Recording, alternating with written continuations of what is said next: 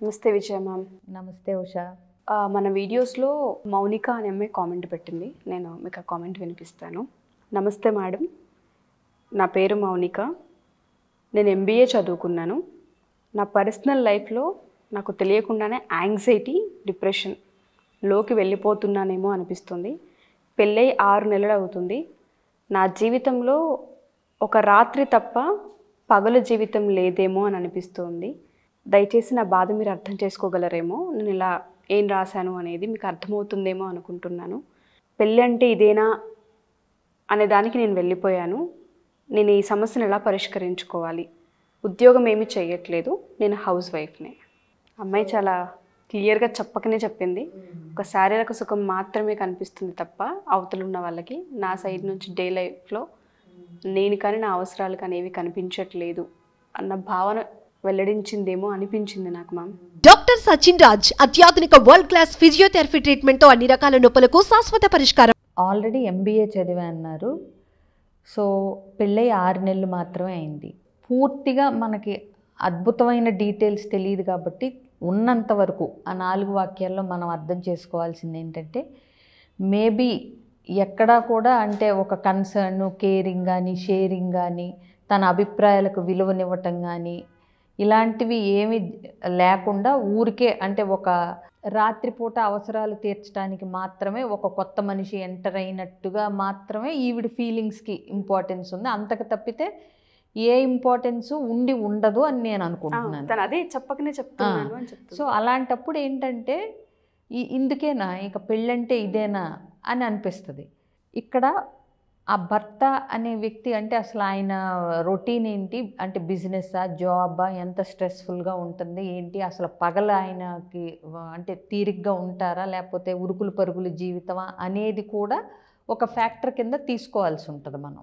Plus ఇంకొకటి, తను MBA చదివింది కాబట్టి ముందు త్వరగా ఒక వ్యాపకాన్ని సృష్టించుకోగలగాలి. అంటే ఉద్యోగం లాంటిది కానీ చిన్నగా తను ఏదైనా ఒక వ్యాపకాన్ని సృష్టించుకోగలగాలి.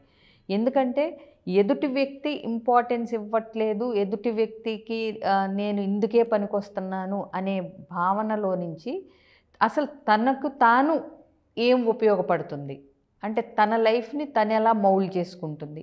ఓకే, అటువైపు నుంచి కావలసిన ప్రేమ, ఆప్యాయతలు దొరకట్లేదు అని ఆ బాధ ఎవరికైనా ఉంటుంది. దీన్ని తట్టుకుని నిలబడాలి అంటే గనక ముందు మనిషికి ఒక పని అంటూ ఉండాలి. లేదంటే ఏంటంటే ఇప్పుడు ఇద్దరే ఉంటున్నారు అనుకోమ్మా, ఎంతసేపు పడుతుంది ఏ పని అయినా ఒక 2-3 గంటల్లో అయిపోతుంది హౌస్ వైఫ్కి ఇవాళ ఉన్న సాధనాలతో, అవునా? కాబట్టి ఆ తర్వాత ఏమవుతుంది, ఏంటి నా జీవితం ఇందుకేనా, ఇక నేను అంత చదువుకుని ఇందుకేనా, ఇక దీనికి తప్పితే నేను పనికిరానా, ఇక ఇలాంటివన్నీ రీల్స్ మీద రీల్స్ మైండ్ ఇమాజినేషన్ చేసుకుంటూ ఉంటుంది.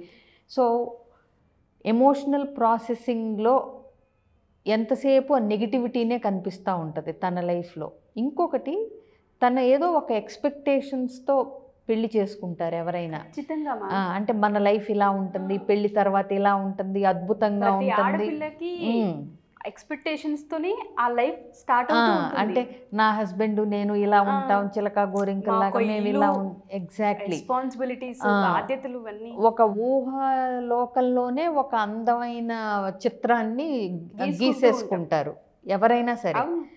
సో దానికి భిన్నంగా జరిగినప్పుడు ఒక్కసారి ఆ ఊహా చిత్రం అంతా గజిబిజి అయిపోయినట్టు, ఆ మేడంతా కూలిపోయినట్టు, ఆ కలల సౌధం అని ఏదంటామో అదంతా అలాగే కూలిపోయినట్టు అనిపించిన వెంటనే ఆ డిసప్పాయింట్మెంట్ని తీసుకోవటం అందరికీ అంత తేలిగ్గా త్వరగా రాదు, అందులో తనున్న వయసుకి.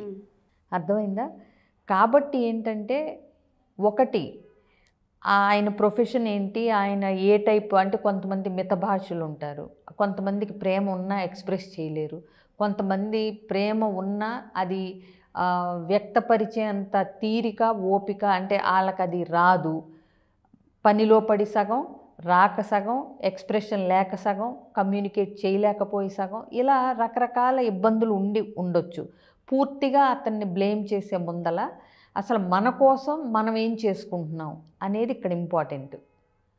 సో అర్జెంటుగా ఒక వ్యాపకాన్ని, MBA చదివింది కాబట్టి చిన్నదో పెద్దదో ముందు ఒక లైన్ తీసుకుని అందులో దిగిపోతే తనకేంటంటే నెగిటివ్ థాట్స్ని బాగా పెంచి పోషించే విధంగా ఉండకుండా ముందు టైం సరిపోతుంది.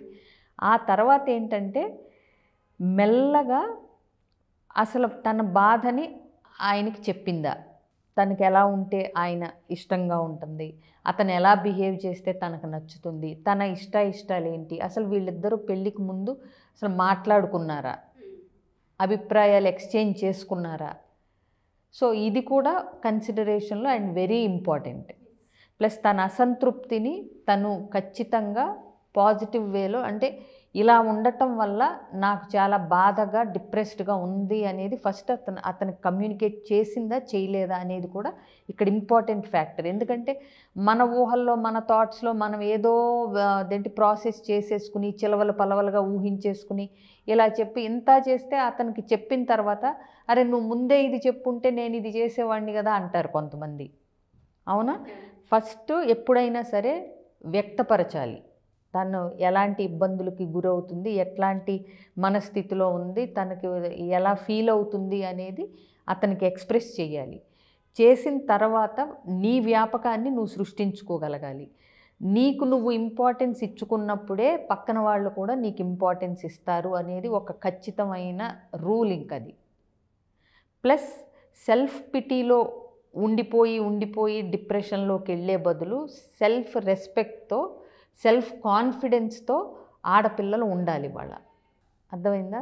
ఎంతసేపు నాదేంటి నేను ఎందుకైనా నేను ఇక్కడ ఎందుకున్నాను నాకెంతకంటే అనుకునే బదులు నువ్వేం చేయగలవో అది నువ్వు ప్రయత్నించాలి కదా. అవునా?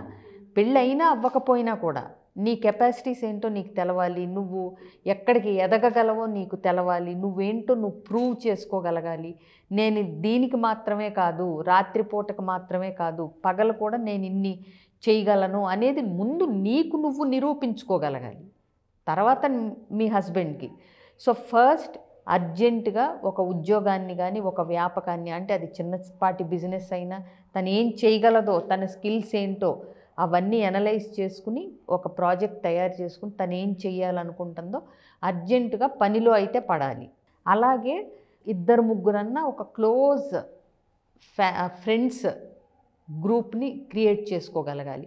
తను ఏదన్నా మాట్లాడుకోవటానికి కానీ షేర్ చేసుకోవటానికి కానీ అర్జెంటుగా ఒక గ్రూప్ని క్రియేట్ చేసుకుని వాళ్ళతో తన ఫ్రీ టైంలో రిలాక్స్ అవ్వగలిగేలాగా ఉండాలి ఆ గ్రూప్.